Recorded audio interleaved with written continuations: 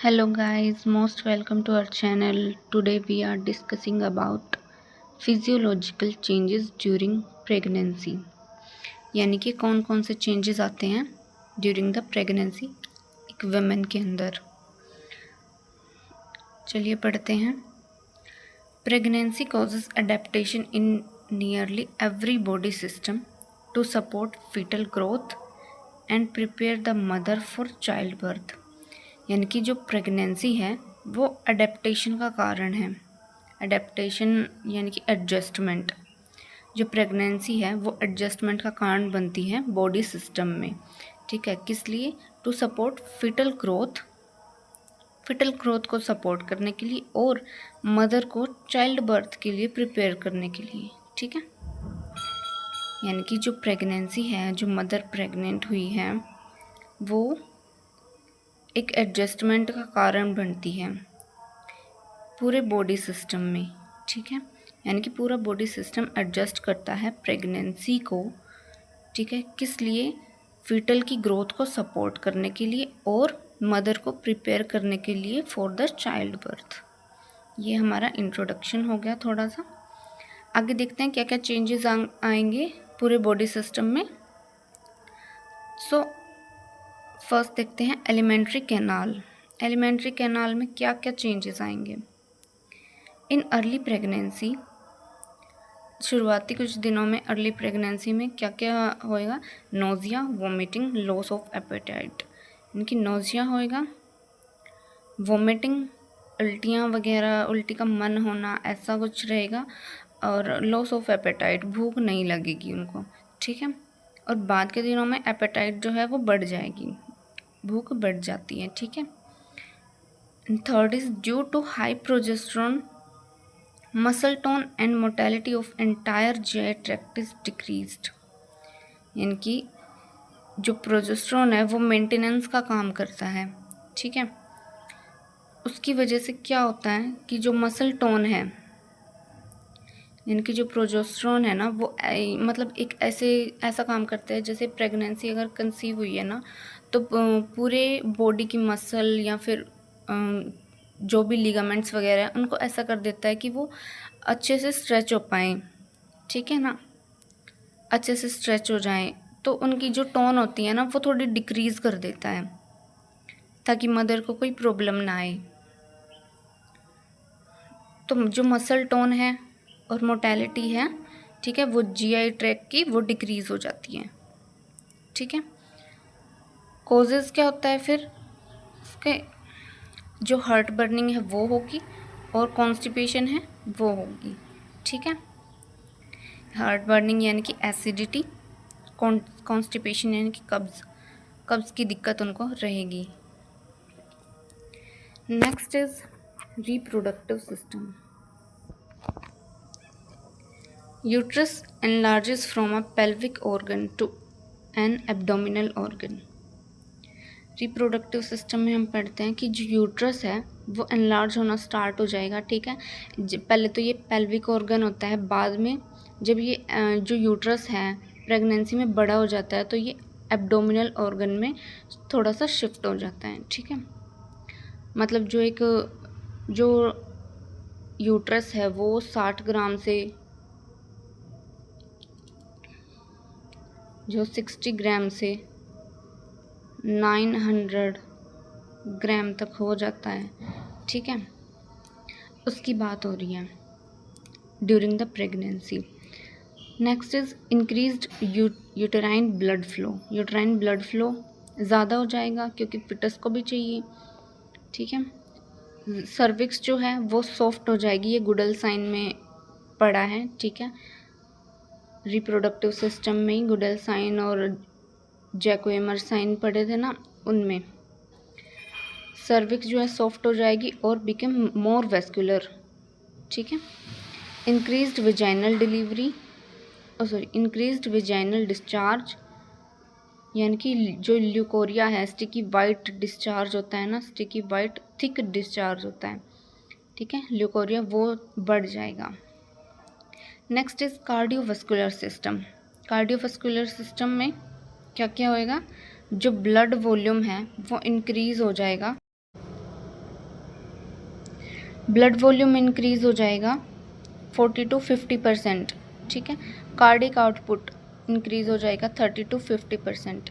Cardiac output यानी कि जो अरोटा है वो सिस्टम में कितना आउटपुट दे रहा है, ठीक है, वो चीज़। जो हार्ट रेट है वो भी राइज हो जाएगी, बढ़ जाएगी, 10 to 20 बीट पर मिनट हो जाएगा, ठीक है, मतलब 10 to 20 बीट पर मिनट और बढ़ जाएगी, जो नॉर्मल होती है उससे और ज़्यादा बढ़ जाएगी during the pregnancy. Blood pressure में decrease slightly during the second trimester. जो बीपी है वो थोड़ा सा नीचे आ सकता है, ठीक है, during the second trimester and return to normal near term, यानी कि जो थर्ड ट्राइमेस्टर का भी बिल्कुल एट टर्म पॉइंट होता है ना, ठीक है, नाइन्थ मंथ, उसके नियर में ये बीपी जो है नॉर्मल आता है। बाकी डिलीवरी के बाद भी 1-2 दिन तक बीपी लो ही रहता है। Next is physiological anaemia. Physiological anaemia होगा, ठीक है, क्यों होगा? Due to greater plasma volume. Plasma volume बढ़ जाएगा और जो रेड ब्लड सेल है वो डिक्रीज़ हो जाएगा, यानी कि जो रेड ब्लड सेल है वो इंक्रीज़ होने की बजाय जो प्लाज्मा वॉल्यूम है ना वो ज़्यादा हो जाएगा, ठीक है। Physiological anaemia occur due to greater plasma volume expansion than red blood cell increase. Next is respiratory system. Respiratory system में क्या है, क्या क्या चेंज होगा? ऑक्सीजन कंजप्शन जो है वो इंक्रीज़ हो जाएगा, ऑक्सीजन जो हम कंज्यूम करेंगे, ठीक है, वो इंक्रीज़ हो जाएगा, उसका वॉल्यूम इंक्रीज़ होगा। Tidal volume increase by 30 to 40%। Tidal volume increase हो जाएगा। टाइडल वॉल्यूम क्या होता है? जो हम सांस लेते हैं, एक बार में हम जितनी अमाउंट ऑफ एयर हम इनहेल करते हैं, ठीक है, और बाद में एक्सहेल करते हैं, उस चीज़ को हम टाइडल वॉल्यूम बोलते हैं। माइल्ड हाइपर वेंटिलेशन हो जाएगा, ठीक है, is common. Hyper ventilation is mild hyper ventilation is common, ठीक है। हाइपर वेंटिलेशन इज़ ब्रीदिंग, ठीक है, हम ज़्यादा ब्रीथ करेंगे, ठीक है।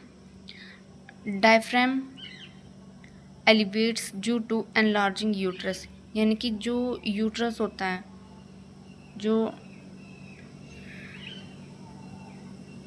यानी कि जैसे ये एक प्रेग्नेंट यूट्रस है, ठीक है, जो एब्डोमिनल कैविटी में भी थोड़ा सा आ गया है, तो यहाँ हमारे डायफ्राम होता है, ठीक है। जो डायफ्राम है वो बेबी के कारण, ठीक है, इस यूट्रस के कारण वो थोड़ा सा ऊपर की तरफ एलिवेट हो जाता है, ठीक है, बस वही चेंज आएगा यहाँ पे। शॉर्टनेस ऑफ ब्रीथ में occur despite normal lung function. Shortness of breath हो सकती है, यानी कि जो डिस्निया होता है ना, शॉर्टनेस ऑफ ब्रेथ, वो हो सकता है।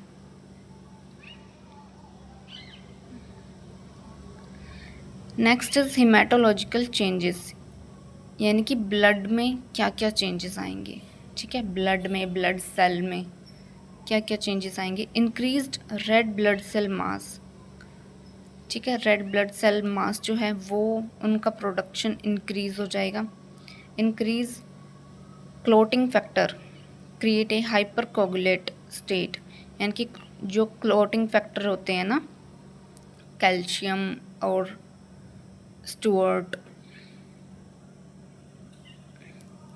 और भी फिब्रिनोजन वगैरह, ठीक है, उनका क्लोटिंग फैक्टर जो ये है वो इंक्रीज़ हो जाएगा, ठीक है, हाइपर कोगुलेट स्टेट क्रिएट करने के लिए, क्योंकि बाद में डिलीवरी के टाइम में ना इनकी क्लोटिंग फैक्टर्स की बहुत ज़्यादा ज़रूरत रहती है, ठीक है, तो उस हिसाब से बॉडी है ना अपने आप को अडेप्ट करती है, ठीक है, एडजस्ट करती है।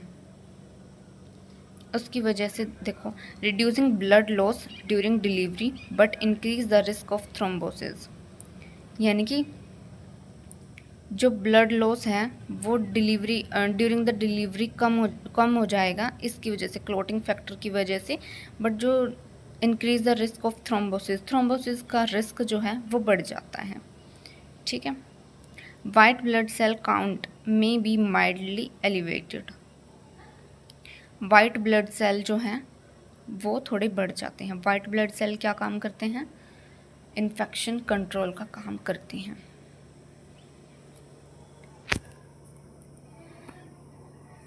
Next is renal system. Renal system यानी कि रिलेटेड टू किडनी। ठीक है, किडनी क्या काम करती है? ब्लड फिल्ट्रेशन का काम करती है और यूरिन फॉर्मेशन का काम करती है। चलो पढ़ते हैं। Kidney size and renal blood flow increase. Kidney का साइज जो है वो बढ़ जाएगा और रीनल ब्लड फ्लो जो है वो इंक्रीज हो जाएगा। ठीक है, रीनल ब्लड फ्लो क्यों इंक्रीज होगा? क्योंकि जो ब्लड है उसका लेवल भी तो बढ़ रहा है ना, तो फिल्ट्रेशन का लेवल भी बढ़ेगा। ठीक है, glomerular filtration rate increases by about 50%। ठीक है, फिल्ट्रेशन रेट भी बढ़ जाता है। Increased urinary frequency due to pressure from the growing uterus. यानी कि जो जैसे यूट्रस है वो ग्रो कर रहा है, जो यूट्रस है वो ग्रो कर रहा है तो ब्लैडर है ना, ब्लैडर पे प्रेशर पड़ता है, जिसकी वजह से क्या होता है? यूरिनरी फ्रीक्वेंसी जो है वो इंक्रीज़ हो जाती है। ठीक है, माइल्ड ग्लाइकोयूरिया में अकर बिकॉज ऑफ इंक्रीज्ड फिल्ट्रेशन। ग्लाइकोज़ क्या होता है? ग्लाइकोज़ होता है कि जो यूरिन में ग्लूकोज अमाउंट ज़्यादा आना, ठीक है, वो बढ़ जाता है। Next is endocrine changes. Endocrine changes यानी कि हार्मोन, रिलेटेड टू हार्मोन। जो एंडोक्राइन होता है ना, एंडोक्राइन सिस्टम होता है, एक एक्सोक्राइन सिस्टम होता है। एंडोक्राइन चेंजेस पढ़ते हैं। ठीक है, increased production of oestrogen and progesterone. Oestrogen और प्रोजेस्टेरोन की जो प्रोडक्शन है वो इंक्रीज़ होगी। ठीक है, next is human chorionic gonadotrophin maintain early pregnancy. जो HCG है, ठीक है, वो इंक्रीज़ होगा अर्ली प्रेगनेंसी में, इसको मेंटेन करके रखता है। पहले बताया था कि जो HCG है उसका अमाउंट ज़्यादा होने की वजह से हमें प्रेगनेंसी का पता लगता है। ठीक है, human placental lactogen increases insulin resistance to provide glucose for the foetus. ठीक है, थायराइड एक्टिविटी में इंक्रीज स्लाइटली, यानी कि जो थायराइड ग्लैंड है उसकी जो एक्टिविटीज़ हैं वो ज़्यादा हो जाएगी, जिसकी वजह से थायराइड हार्मोन जो है वो इंक्रीज़ हो जाएगा। And next is musculoskeletal system. Musculoskeletal system is related to muscle and bones. Ligament became more lax due to relaxin hormone. जो ये रिलैक्सिन हार्मोन है ये कहाँ से प्रोड्यूस होता है? ये प्रोड्यूस होता है ओवेरी से और प्लेसेंटा से ड्यूरिंग प्रेगनेंसी। ठीक है, और रिलैक्सिन हार्मोन की वजह से जो लिगामेंट्स है वो लैक्स हो जाएंगे, यानी कि सॉफ्ट हो जाएंगे। ठीक है, मतलब ज़्यादा स्ट्रिक्ट नहीं रहेंगे। जो लिगामेंट्स टेंडन्स होते हैं हमारे वो थोड़े से स्ट्रिक्ट रहते हैं। ठीक है, जो कि जिस और रिलैक्सिन हार्मोन की वजह से क्या होगा, वो स्ट्रिक्ट नहीं रहेंगे, थोड़ा सा माइल्ड सॉफ्टनेस आ जाएगी उनके अंदर। क्योंकि सॉफ्टनेस क्यों आएगी? क्योंकि बॉडी को अडेप्ट करना है, ठीक है, एडजस्टमेंट करना है प्रेगनेंसी को, इस वजह से उनके अंदर थोड़ा सा सॉफ्टनेस आ जाएगा, ताकि जो मदर का यूट्रस है, एब्डोमेन है, वो अच्छे से स्ट्रेच हो पाए, सिर्फ इसीलिए। ठीक है, increased lumbar lordosis causing back एक। लॉर्डोसिस एक कंडीशन होती है, ठीक है, बैक की कंडीशन होती है, जिसमें क्या होता है, ये जो बैक है, जैसे ये बैक है और मतलब ये ऐसे हो जाती है, ये जो लंबर रीजन है ना, ये अंदर की तरफ चला जाता है, जिसकी वजह से बैक एक बहुत ज़्यादा रहती है। Centre of gravity shift forward, जो सेंटर ऑफ ग्रेविटी है वो आगे की तरफ थोड़ा सा झुकाव रहता है। इंटीगुमेंट्री सिस्टम यानी कि रिलेटेड टू स्किन। अब स्किन में देखते हैं क्या क्या चेंजेस आएंगे। हाइपर पिगमेंटेशन हो जाएगा, ठीक है। लीनिया नाइग्रा, लीनिया नाइग्रा क्या होता है? From the vulva to the navel एक लाइन होती है, ठीक है, एक लाइन बन जाती है ब्लू या फिर ब्लैक से कलर की, ठीक है, तो उसको हम लीनिया नाइग्रा बोलते हैं। ड्यूरिंग द प्रेगनेंसी होती है ये, ठीक है। मिलाज्मा यानी कि चिक्स जो होते हैं ना, चिक्स पे थोड़ी पिगमेंटेशन आनी स्टार्ट हो जाती है, ठीक है, उसको मिलाज्मा या फिर क्लोएज्मा भी बोलते हैं, ठीक है। Darkening of nipples and areola, nipples और एरियोला का कलर डार्क हो जाएगा। Striae gravidarum, striae gravidarum is stretch marks, ठीक है, जो ड्यूरिंग द प्रेगनेंसी मदर को स्ट्रेच मार्क्स आते हैं ना एब्डोमेन पे, तो उसको हम स्ट्राई ग्रेविडेरम बोलते हैं, ठीक है। Increased sweating and vascular marking, जिसकी वजह से और क्या होता है इंटीगुमेंट्री सिस्टम में, स्वेटिंग ज़्यादा हो जाती है, ठीक है, और वेस्कुलर मार्किंग ज़्यादा हो जाती है, मतलब खारिश वगैरह के उससे वो वेस्कुलर मतलब मार्किंग हो जाती है, ठीक है, पेट पे या फिर और भी कई चीज़ों पे। Next is and last one is breast changes. Breast में क्या क्या चेंजेस आते हैं during the pregnancy? Enlargement, size enlarge हो जाएगा और टेंडरनेस, सॉफ्टनेस आ जाएगी, ठीक है। इंक्रीज्ड वेस्कुलैरिटी, वेस्कुलैरिटी इंक्रीज़ हो जाएगी, ठीक है, वेस्कुलर हो जाएंगे। एरियोला बिकम डार्कर, ठीक है, जो पहले भी पढ़ा था। कोलोस्ट्रम में be secreted during late pregnancy, यानी कि लेट प्रेगनेंसी में, यानी कि 8 to 9 मंथ में, 8 तो नहीं लेकिन 9th मंथ में जो कोलोस्ट्रम है, ठीक है, वो सिक्रेटेड होना स्टार्ट हो जाएगा। Colostrum is type of milk and it is pale in yellow.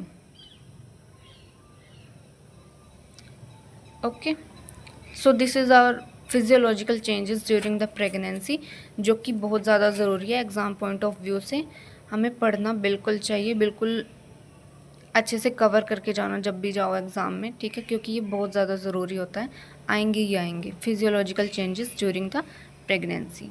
Thank you so much guys, thank you for watching.